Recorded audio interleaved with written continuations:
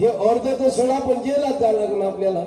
म्हणून हे काय म्हणते, त्यानं घरी आला त्या हांड्यातलं अर्ध सोनं बाजूला 2 हिस्से केले आणि एक तो थैल्यामध्ये टाकला आणि त्याच्याकडे घेऊन गेला.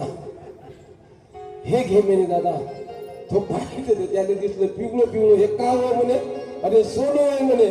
त्याने थैला घेतला आवडीनं आणि ठेवून घेतला. आता हा झाला दृष्टांत. यावरचा सिद्धांत असा आहे, त्याला महाराजांनी काय सांगितलं होतं, टिव्या लावत द्या बाबा, तुला धनाची प्राप्ती होईल. हा नित्यनेमानं करत होता काम. करत असताना एक दिवस तो तिकडे गेल्यामुळं त्याला काही दिसला नाही. मग तिथं पाहायला गेलो. आता त्याला तो टिळा फक्त पाहिला तर किती भेटलं त्याला, किती भेटलं, अर्ध भेटलं ना त्यातलं. जर लावला असता तर